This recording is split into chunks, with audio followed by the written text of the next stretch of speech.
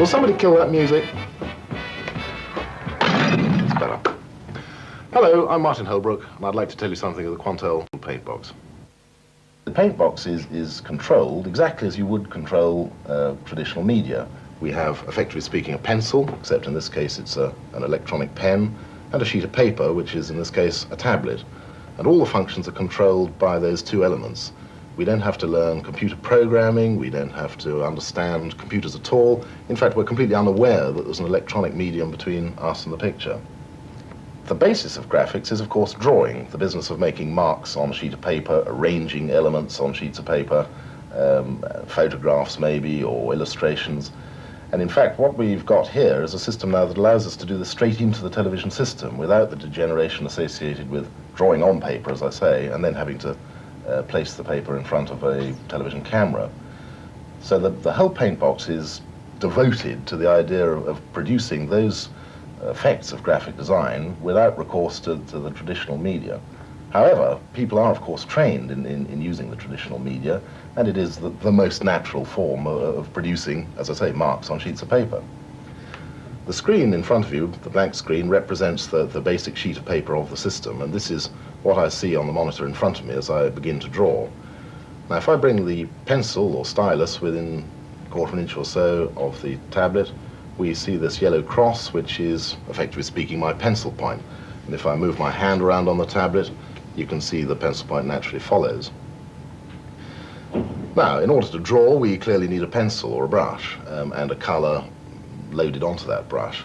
In order to do this, we simply move the cursor, as you see, gently out of the picture area towards the bottom, and this calls up a palette.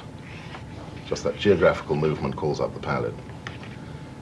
On the palette here we have a basic collection of primary colors on the left, a series of empty paint pots which I can load with colors which I may mix, and I mix the colors in this large white area at the bottom here, the palette itself.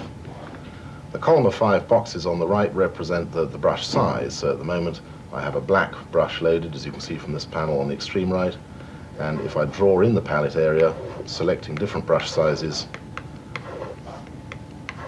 we can see the effect of those sizes.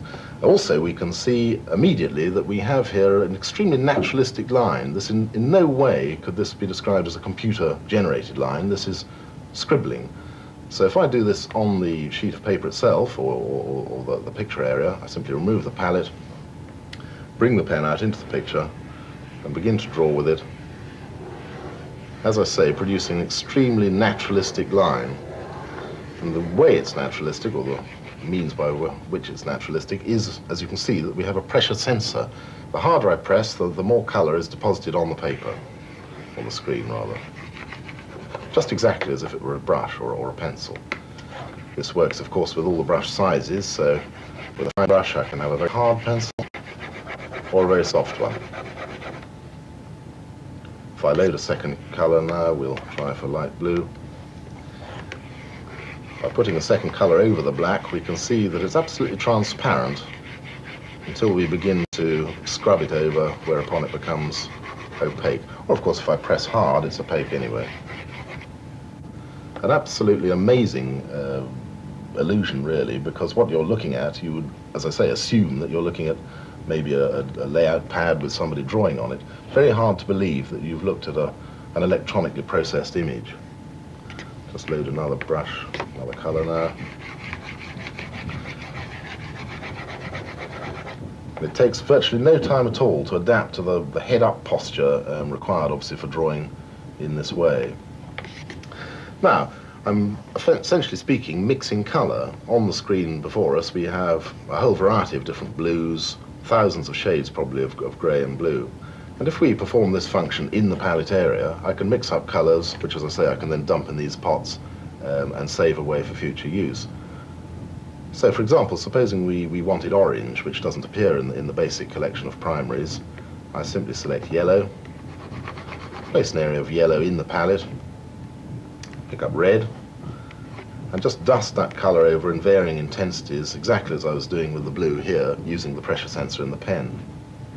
Where the two colors overlap, clearly we can see orange, and if we select an area by putting the cursor over that area, pressing down, I can pick up the resultant mixture, and immediately you can see that it's possible to produce a very large number of shades indeed. So mixing of paint is exactly parallel to the way in which one would mix wet, real paint on a palette. As I say, these colours can then be brought into the empty palette boxes and stored away for future use. Or indeed, they can be brought out into the picture area, drawn with, and so on. An interesting feature of the paint box is that any colour displayed, when the palette is displayed, is capable of being loaded onto the pen. So supposing, for example, I wish to pick up this mixture of the two blues here, one simply presses down, removes the palette, one then has a perfect match to that blue. You'll appreciate, of course, that this means that when we take in, for example, a live colour video image, it's possible to pick up colours from that image and retouch or repair video frames with the greatest of ease. So it becomes the most excellent retouching equipment. Now, to date, I've been using the basic paintbrush facility.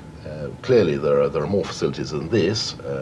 For example, we may wish to change the type of brush, or we may wish to go on and take the image we've developed and assemble it, for example, into a graphic composition, or to caption it, or to combine it with other elements. In other words, to perform all those functions which a graphic designer is expected to do. Now, instead of my vertical movement of the cursor up and down to call up a palette, if I pull the cursor out to the left or right of the picture, I call up this display, which we call a menu. In fact, it's a list of 5 menus. The column on the left shows us the 5 basic groups of function in the system: painting, graphics, stencil, library, and paste up. Now you can see immediately that the menu display is very comprehensible. It's in a recognizable typeface. Its terminology is that of the studio rather than the engineer. It's a very logical, in fact the logic of it is impeccable for creative staff. And very shortly, when you've learned the basis of the machine, you find that you can move automatically between menu and menu without really any thought at all. Now we can see that painting here is illuminated pink, and this means that the 3 columns of type here are the painting menu. Now, I have here a column of 5 different types of brush. As I say, I've been using the basic paintbrush to date. The next one on the list here is wash. Now, if I select a color, we'll say green, you can see that the wash behaves in the same way as the basic paintbrush, in that the harder you press, the more color is deposited. But in this case, it always remains transparent, no matter how hard you press. So one is enabled to use the most beautiful colored inks, effectively speaking. You can still mix color on the screen, as you can see, and we have access to this absolutely stunning coloring medium. Next on the list here is airbrush.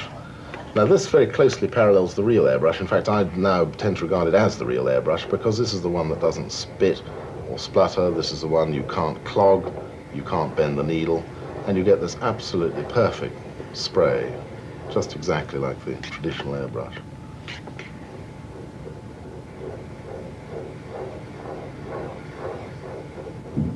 And again, it will of course work in all the different sizes, and you'll find that the absence of the universal control on the airbrush is no hindrance at all, because the ability to change size very quickly is exactly parallel to the way in which one uses the airbrush.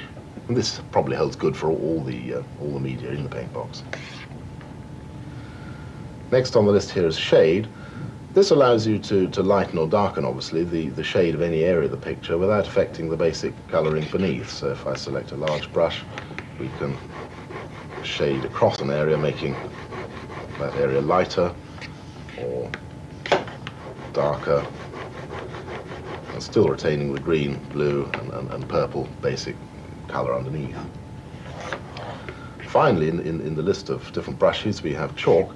Now that's exactly what this is, a textured chalk. This really is absolutely marvellous. This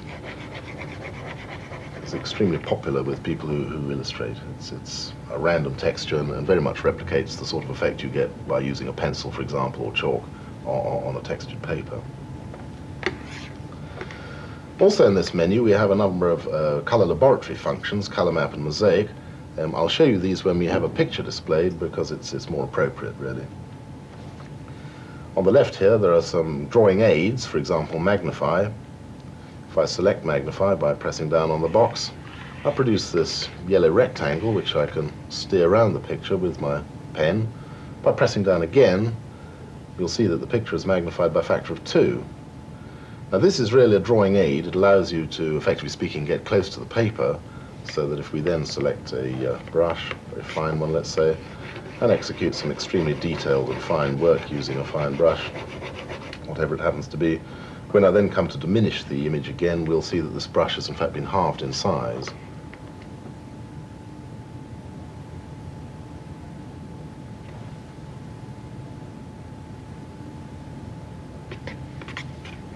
There. So we are now able to do extremely detailed work at the very limit of the resolution of the system. Save picture is a temporary file, quite aside from the permanent library of the machine, which I'll come to when we consider the library menu. This file allows you to store an image temporarily as you go along and build it up, so that if you were to make, for example, a grievous error, you know that you can always go back to the stage at which you'd stored by pressing restore. This of course allows you to make selective judgments when you're building up a diagram or image. This more or less concludes the basic facilities of the painting menu, and you can see of course already that we have an extremely powerful freehand drawing capability. Virtually anything that can be done in the way of making, as I say, a mark on paper or a screen or an image can be done using the paint box. One of the great pluses of the paint box is that it removes a lot of the mechanical or physical constraints placed upon designers and artists. No longer do you have to mix paint, sharpen pencils, seek colored papers. That physical function is now speeded up by a matter of maybe 200 or 300%. Finally in this menu is wipe canvas. Currently there's a grey panel to the right of the wipe canvas box. Should I put whatever colour I like in there, I can wipe the picture to that colour. So we'll have dark blue, select blue, some black, mix the two colours together to our satisfaction. Place the colour in the panel, press wipe canvas, and the screen is wiped to that colour. Obviously the temporarily saved image is there still underneath should we require it. I think the best way of looking at the paint box in terms of its general functional ability is to run through the menus more or less in order. So we've covered, as I say, the painting menu pretty fully. Moving down the list now we come to graphics. This really means geometry or mechanical drawing. As you see, the menu has now changed, giving me an option of lines and rectangles and so on. So if we wish to draw, for example, a straight line, we select separate lines here, brush size, a color. So I wish to draw a line from A here to B. We select the point A, press down with the pen, and we pull out this line, which I can extend in any direction, much in the way of a rubber band. Pull it out to position B. When we're satisfied with the position, press down again, and the line, as you can see, adopts the color and line thickness that I've selected. So we have, effectively speaking, an electric ruler. These lines can be constrained to the horizontal and the vertical only, should we wish, by selecting this panel here on the right. So if I now select a new color, if I wish to draw a vertical line in this area here, we tap down as before, pull out our line to near the vertical position, press down again, and the line will correct to the exact vertical or horizontal. Behaving, if you like, very much in the way of an electric T-square. Moving down the list again, connected lines, which as you see can also be horizontal and vertical if we desire. Connected lines are exactly the same in function as the separate lines. Select a color, thickness, tap down as before, pull out our line.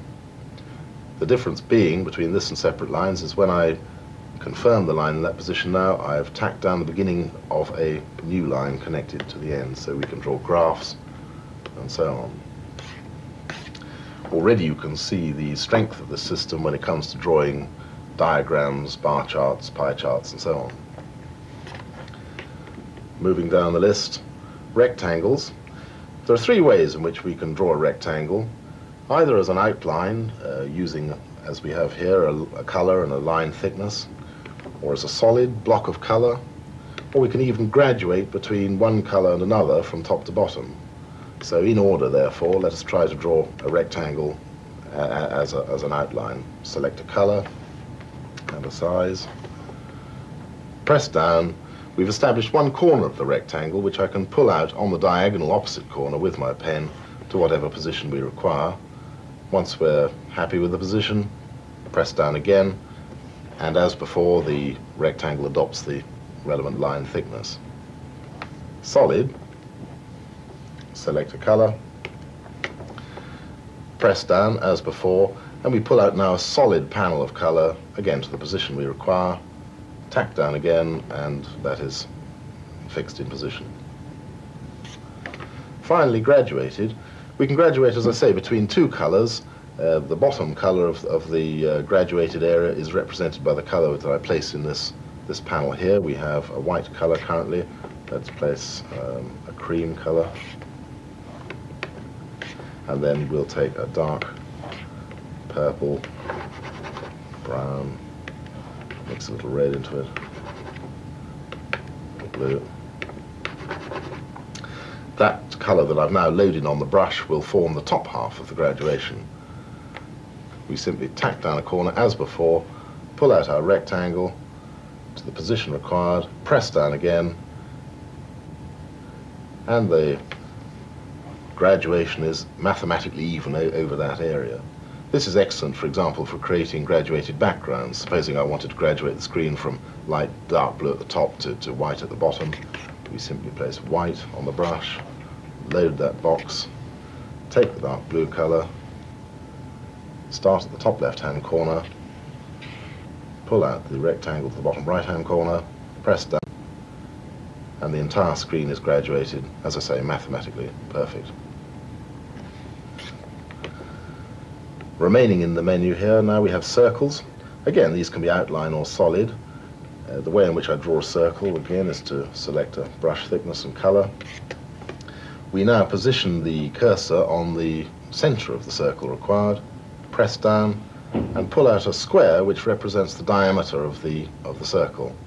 A second pressure on the pen causes the circle to be drawn. If we select solid, behaves in exactly the same way. Pull out the circle to the diameter required, press down, and it will fill up with the required color. Ellipses are drawn exactly the same way. We find a center, but instead of pulling out a square, obviously we'll pull out a rectangle of the same aspect ratio of the ellipse. So we select a color, press down for our center, position the rectangle to our satisfaction, press down again, and the ellipse is drawn. And again, this can be solid, as I say, in exactly the same way as the circle. Finally, in the graphics menu is fill. This is a fill routine for automatically filling areas of solid color. It's ideal if you have an irregular shape, for example, a map. We could, for example, fill this area with color here, simply by selecting that color and placing it in the area.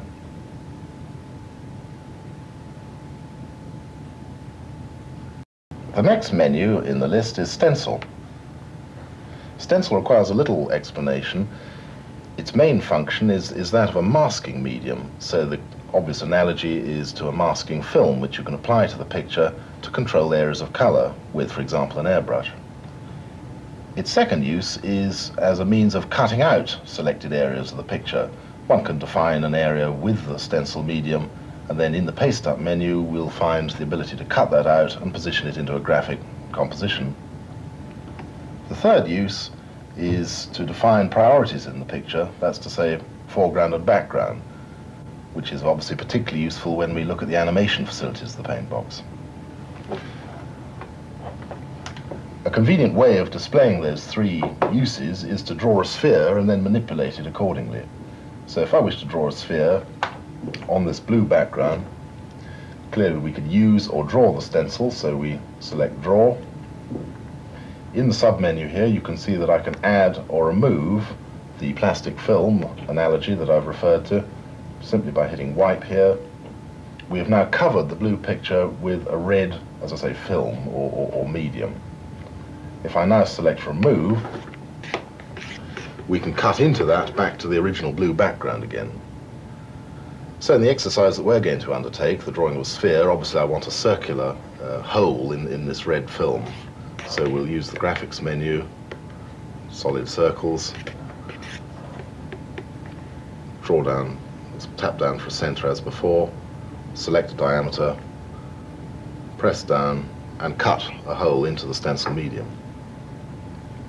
Right, we've now drawn the stencil, so the next function obviously is to use it. This is a good example of the logic of the menus that I mentioned earlier. The inappropriate boxes get turned off, more appropriate boxes get turned on as you work your way through the menu. It's very difficult to get lost and almost impossible to make an irreversible mistake in the paint box. Right, so we've now selected Use. To draw a sphere, I obviously want an airbrush, so we find that in the Painting menu. And we'll use a large white airbrush, so we need a large brush size and a white color. The stencil is now in use, and by using the airbrush to spray through that hole,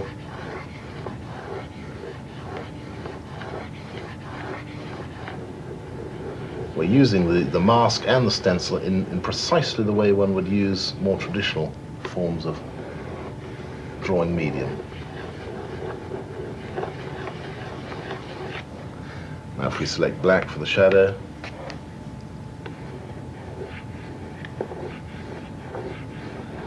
in an extremely short space of time we've created quite a tolerable sphere, probably in less time than it would take to find the scalpel blade to cut the hole in the masking film for the traditional method. Now I can use the stencil with other drawing media, for example the wash. We could recolor the sphere, so we select Wash and we'll select a gold color, let's say. Simply dust the wash over the area of the stencil, and we can put the highlight back in using the airbrush, and you can see what an excellent and powerful drawing aid this is. One of the advantages over the paint box masking medium and more traditional methods is of course that paint doesn't build up or run under the edge. And furthermore, we can actually turn it over or invert it, for positive for negative. So if we go back to the stencil menu now, select Reverse Stencil, I can now use the stencil, as I say, in a negative sense, and we can put, for example, a halo around that sphere that I've drawn. So again, we select Use, the airbrush. Now we'll see that we have a perfect negative image of the stencil, which allows me to control the color the other way around. Or we could use the stencil, for example, with aspects of the Graphics menu to change the background color. Supposing we wanted our gold sphere on a black ground. If I went to Graphics, select Solid Rectangles, Black. By tacking down one corner of the rectangle in the corner of the picture, I can now draw out black over the whole picture area and instantly change the color of the background. So as you can see, we have a very full means of controlling color in all its aspects using the stencil. Now the second use I mentioned was that of using it as a cutting out tool. So if we wanted to detach the sphere from the picture and position it, resize it into a composite image, we reverse the stencil again, and now move from the stencil menu to the paste up menu. Now in the paste up menu you can see that we can cut and paste, and there are a number of other functions which I'll cover in a second, but cut is what we're interested in at the moment. So removing the menu then, I surround the ball with this yellow rectangle. When I press down to confirm the cut, all the area of the picture described by that rectangle will be removed from the picture, with the exception of those areas covered by stencil. So in this instance, obviously, we shall remove the sphere and the sphere only from the picture. So press down, the machine cuts out that picture. We select paste. I shall come to these sub-menus later on when we consider different ways of pasting things down. We'll turn the stencil off now. Coming out into the picture area again, you can see we've duplicated our sphere, and I now have it on the end of my pen, and I can position it anywhere I like. We simply press down to pick it up, position, press down with the stylus, and it's tacked down temporarily in position. I can pick it up again and reposition at will. Associated with the Paintbox workstation is a joystick unit which allows me to rotate a picture plane or to reduce the size of this cutout image.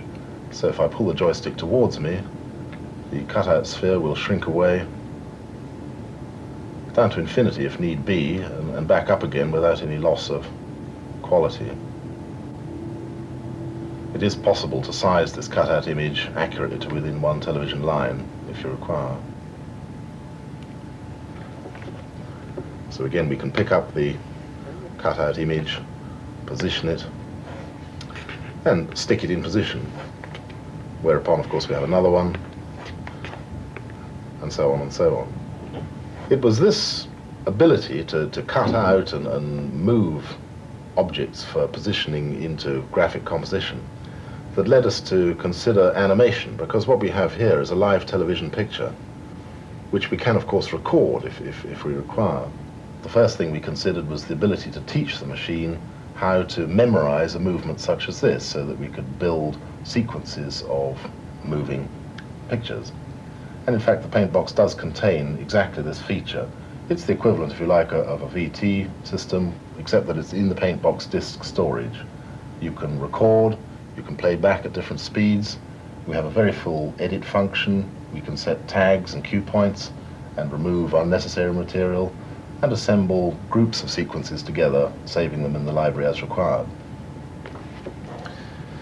The other half of the animation package, which I shall come to shortly, allows one to take the cutout image, for example, this small ball that we've been moving around, and to treat that cutout image as the first in a series of cells, which we can then work upon in succession in the normal way, and then play back in a cycling animation on the end of our pen as required. So that when we come, for example, to look at the third use of the stencil, which is defining foreground and background in a picture, we could take this cycling small object and move it in and out of areas of background and foreground of the picture, creating extremely complex animation sequences. Now, this third use of the stencil can be demonstrated by moving the ball around the picture. Here we can see it's obviously in the foreground. If I go back to the stencil menu, however, reversing the stencil and placing it back in use, whereas the ball is clearly in the foreground here, we can actually now make it go behind there, which, when you think about it, is an extremely strange and powerful effect. So that if we were to design the stencil to suit our desired animation function, for example, if I wish to get this small sphere to orbit around the large one, if we were to design the stencils accordingly, you can achieve some really quite extraordinary and bizarre effects. So if I were to remove an area of that stencil, let us say the bottom half, like so, place the stencil back in use. Our small sphere is still in the foreground here and here, but now we can actually get it to go behind there.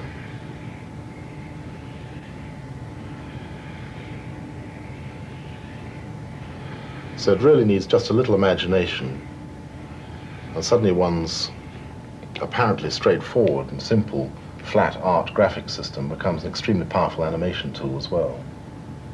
The one menu that we haven't considered so far in the Paintbox is that of the library. The library obviously allows us to find or save various elements. A picture, obviously. The standard Paintbox configuration has a single fixed disk, which allows us to store something of the order of 150 to 200 pictures. Obviously, this can be extended as required, and there are further facilities that allow the taking off of individual pictures as floppy disks, or of offloading digital information onto tape. As well as pictures, we can store stencils, obviously, and pictures and stencils in combination. So, for example, the two elements that comprise this orbit feature, the picture of the sphere and its associated stencil, can be stored in the library in perfect pin register. The small orbiting sphere could also be described as a cutout and saved in the library accordingly. Text font. This is where we keep the very extensive type library of the paint box, and later we'll show you how you can use that type library for captioning and titling. Palette.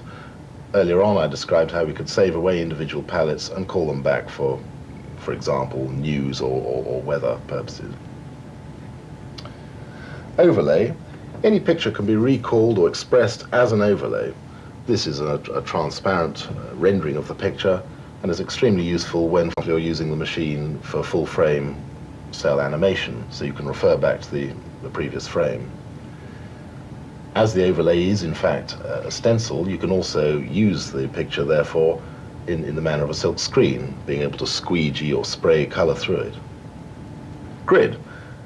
This is a mathematical grid which can be described in a number of ways and used to control either the graphics menu, for example in the construction of bar charts or graphs, or with the typographic facility for creating baseline and margin for positioning of type. Sequence and sequence insert refer to the recorded sequence which I mentioned earlier. Insert being the ability, as I say, to assemble different sequences together. Stack refers to the cycling animation, which again I shall show you in a moment. But if we move to, for example, picture, we select Find Picture. This displays a small keyboard for us, which I can use to define the name or title of the picture we're looking for. So we simply define the title we're looking for, or sufficient of it to identify it. In this case, Demo. Press End, which is the executive command. And the paint box now begins to search its disk memory for the pictures containing that keyword demo. Here are the first 12 titles in the index containing that word. Clearly there are more than 12 because the menu invites me to go down should I wish. If I wish to select a picture, one simply aims the cursor over the relevant title, presses down, and the picture is displayed. Many of the pictures that we will show you just now have been created on the paint box itself. For example, this is an illustration using the painting facilities that we examined earlier. You can see the clouds are largely comprised of chalk, and the rest of the picture is largely using the basic paint brush. This is a very good example of the sort of artistic and realistic effects that one can achieve painting on the paint box. Very hard to believe, again, that you're looking at an electronically generated image. We can go back to the titles. We can even browse through these 12 images in miniature to see, or to remind ourselves what they look like.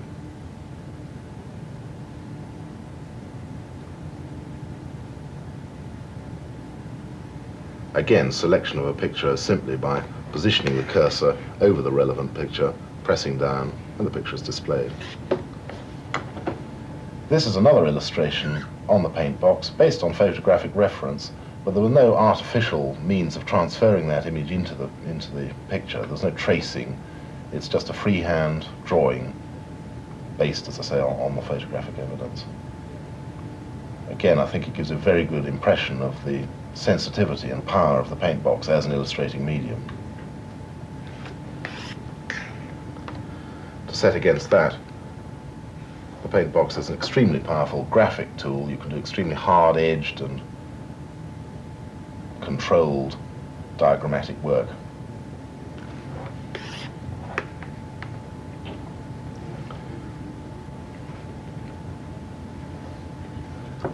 Again, painting on the system, entirely freehand. As I think I said earlier, one of the great pluses of the paint box is the speed at which you can work. This particular illustration was executed in a matter of 20 or 25 minutes from scratch without reference. I think it'd be very hard put to do that by more traditional methods.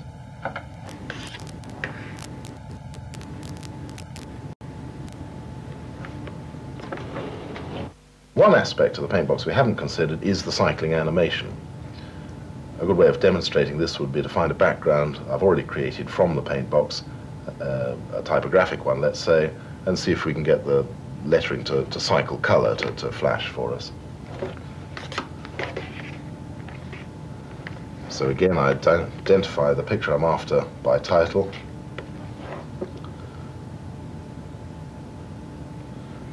The machine finds all the pictures, in this case with a title beginning with Q,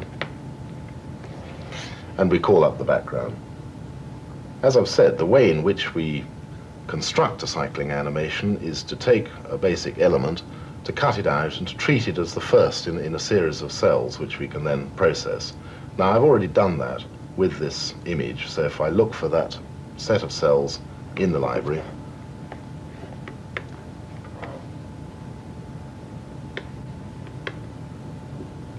the machine calls down the set of cells,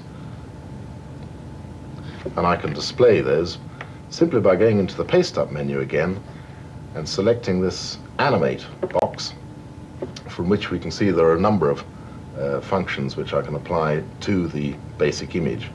I'll just show the cells which I've constructed. And there they are.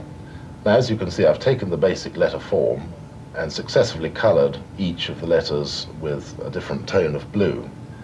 If I now make a stack of those, I can cause the color to cycle through the lettering, which we can then place over the basic background and achieve an animated effect. And the way in which I make a stack, select Make Stack, select the first picture. Here we see we have a time signature applied to the cell in question. I simply use the joystick to decide how many frames I want to display the cell for, press down again and confirm it in the stack. I then do that in succession for the rest of the cells.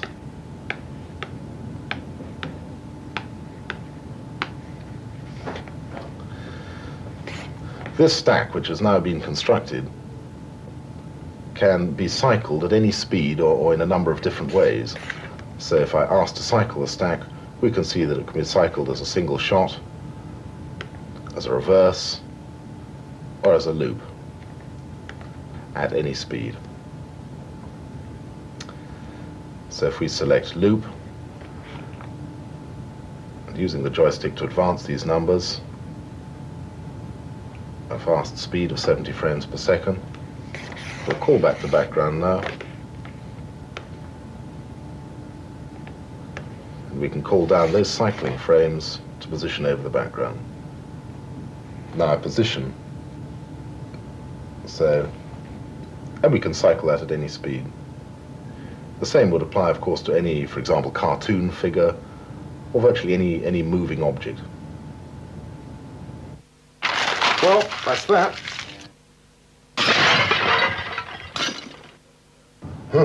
Hard to get happy after that. I think I saw Pepper coming in. I think I better leave her to tell you about type. I've got work to do.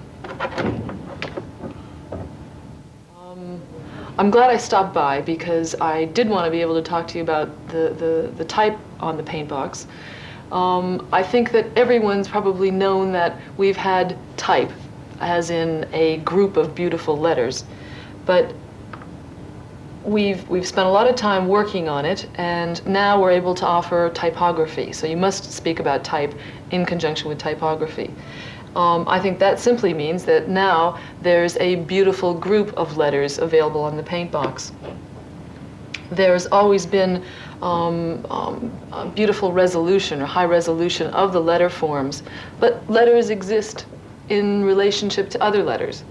And now a typographer can sit down, and it's as close as you can come to sort of plugging in a paint box and thinking how you want the type to appear. It's very, very simple to accomplish things that you want typographically. Shall we have a look? First of all, we're now able to, when you go off into the library and look for a typeface, you're able to find a text font and simply ask for a listing of it. And now one is able to ask for browse as well.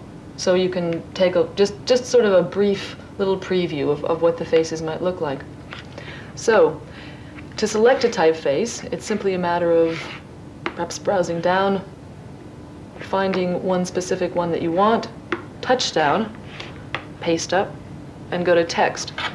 Now, the first thing that you'll probably notice is that we do have a keyboard. It's a mini keyboard, and if you want to at this point, you could use a bona fide keyboard. So if you type and you want to use it and you feel comfortable with that, you may. But we've worked it out so that if you just want to use a stylus, you can use it that. Right, so we've got caps, lowercase, and other pi characters that you need. And the first two important boxes on here you'll see is height and kern. Now, let me just type out a few letters here. And what you're able to do very quickly is to decide on the actual height of the letters. And I go to the joystick and leave it depressed to 72 lines, which is the maximum height of the type. If I change it, I can go down to 16. It won't take quite that long to go down to 16, but you can see quite clearly that you're moving back and forth in whatever size. The kern box will allow you to change spacing between the letter forms. So if I touch minus units, it scrunches it up. And if I place this number into a positive situation, it will open it up and put a lot of space between them. So let me come back to just sort of 0 unit, which is analogous to hot metal spacing.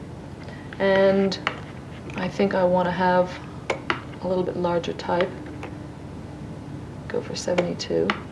And let's set a word, compose a word, I guess.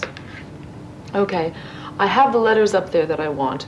The next thing I can do is to be able to edit those letters, because my idea of typography is going to be different from yours, and we know that if you have 18 typographers in a room, no one will agree. So we want to make it very simple for people to be able to change and make happen exactly what they want. Now, for example, I'm not terribly happy with the spacing between the cap B and I. So if I touch on the I, go to kern, and just remove a few units of space between those two letter forms, that's exactly what I can do. If I wanted to change the height of any of these letter forms, again, I can accomplish that by moving the joystick, making that smaller or larger. If I move over here and touch tumble, for example, I've just taken that letter form and dropped it down, but it's in its same position. Or if I touch flip and tumble, or just flip, I'm going to get a very interesting sort of logo. So I'll tighten that up a bit. And again, remembering I can overlap letter forms if I want. Okay. So with this ability to change the height and the kerning, the space between individual letter forms, as well as a jump, a baseline jump, if you will, you can very quickly create superiors, inferiors, fractions, and strange and wonderful logos. So I'm happy with that. I will simply say cut text, swipe off, and I now have this to move about the screen where I want. At this point, as you well know, if I touch stick, that burnishes into place, and I can go off and choose another color and lay that over it. However, there's 5 new functions with sort of to vary the look of the face that you've just cut, or the bit of text, or the line of type, in fact. So if I choose outline and press down, it will give me an outline of that typeface showing the artwork behind it. If I don't want to see that, I can use the surround box, put a color in the box, choose another color perhaps, touch down, and I have one color on the interior and a color as a surround. Now if I go to solid, now we're talking about solid drop shadow, and several other little boxes over here appear. And the first one is the units, and I can decide on how thick a drop shadow I actually want. If I use the cursor to change the direction, I can decide where I want the shadow dropping from, and I'm able to decide what color shadow I have there. So we'll use black with a white outline top and stick, and you can see it moves down in that direction. Now, if I go to a drop shadow, another box appears, and it allows me to decide on the percentage of the shadow itself. So we'll use the same parameters of the other, but now I have an effect that is not unlike having a pane of glass between the actual type and the shadow itself. Embossed like this a lot. If you touch stick, and when you have the embossed key pressed, it pushes it through the paper. It looks exactly like you've just embossed the type, and you can use the little joystick and the arrow, the directional arrow, to decide on where the light source is coming from. Right. Using this biggles that I have created here, if I cut that with a stencil, so I can take my type and cut through on the stencil, and then use the stencil, and then go into perhaps an airbrush. Get some very interesting airbrush effects along here. I won't go through all that, but having created this lovely airbrushed biggles, we could go off to the library, find a series of type,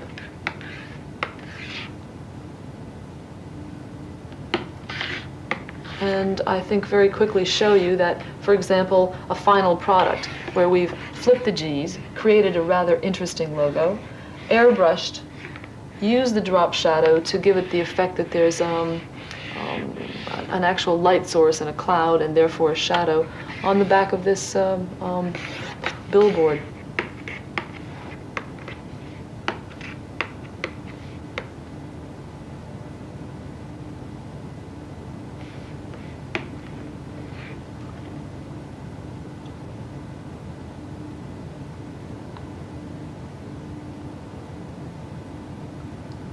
Now I've prepared several different exercises using different type and different type forms and some of the typographic effects and features you can use on the paint box.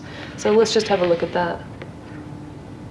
First one just exhibits using perhaps a Gill Sans and an American writer in twisting and turning the different lines of type.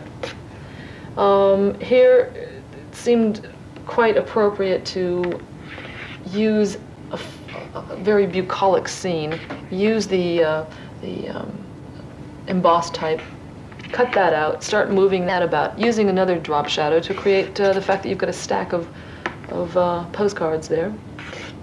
The calligraphic effect.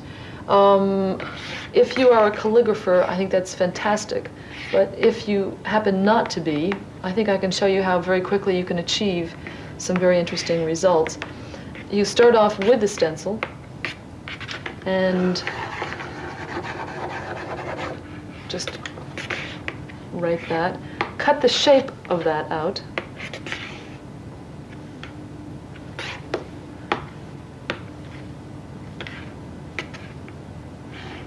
And position your cutout on the screen, but then ask for a solid drop shadow in one direction or another. Perhaps a little experimenting will give you the best aspect ratio, if that's proper. And you can get a very interesting calligraphic effect with that.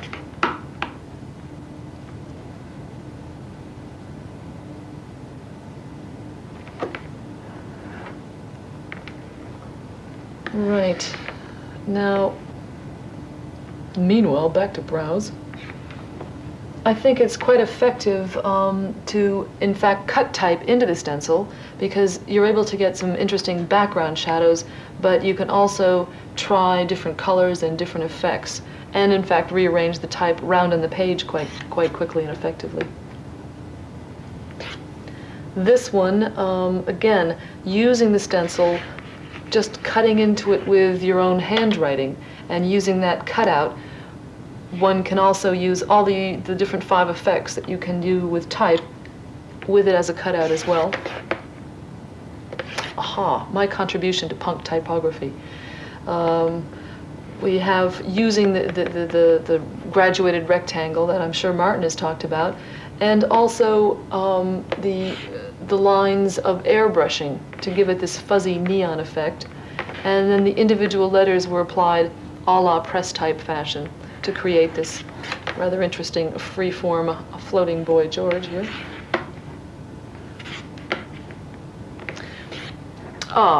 This I think is an important one because obviously people are going to spend a lot of time composing type, but it's no good unless you have a framework, a stencil, a grid in the background to be able to arrange the type on the page.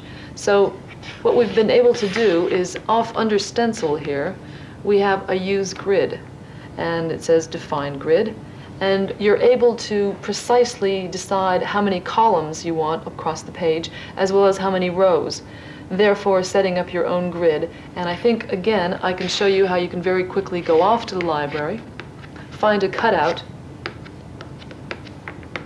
and let's say you had, I don't know, 5 or 6 lines of type, maybe a quote of 35 words. You can compose that, carefully save that away as cutouts, and then bring them back and arrange them on the page. Especially if you've numbered them correctly, this helps a lot. So we'll bring that out, place that there, touch stick, back to the library, pick up the second title, bring that out, third title, and so on. So I think you can quickly see that you can arrange this perfectly using this grid, because of course you can turn on the horizontal or the vertical or have everything on so that it's all flush, either left, right, or center as well. Really, for the first time, people are able to see what they want, work back and forth with this piece of equipment, and very quickly visualize what's up here. And that just, there's no piece of equipment like that. It just hasn't happened. This is the first time that a designer doesn't have to go back and forth with the typographer 3 or 4 tries until either the money or the time runs out, and you say, oh, okay, I've got to go with that. Should you have pre-prepared artwork that you wish to input into the paint box and manipulate, you can in fact use a feature that's called color map. Now in this instance, what we have here is we've cameraed in a particular piece of artwork, happens to be the paint box Quantel logo. On artboard, touched down, simply captured that, saved it into the paint box, and we can now use this color map facility, which will reduce your artwork to an elemental black and white. Now from there, you can use the stencil and the cutout facilities to take that logo and start moving around to have different sizes or to change the color, as I can show you now, I think. So there's the original bit of artwork on artboard in the upper right-hand corner, and we can start changing colors, changing backgrounds.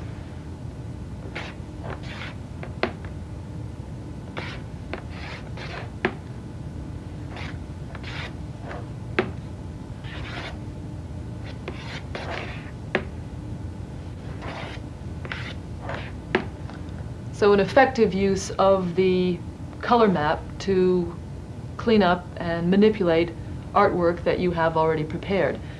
The color map feature isn't restricted to using cameraed in artwork to play about with logos and redesign things. You can, in fact, use it to good advantage in making a solarized or a posterized picture. It simply depends on the number of colors and what order you place them in the palette. Now here we have a picture that was simply camera it in, again, stopping video. And when you place several different colors in the palette and touch color map, you can get a very interesting posterized, or as I said, solarized effect.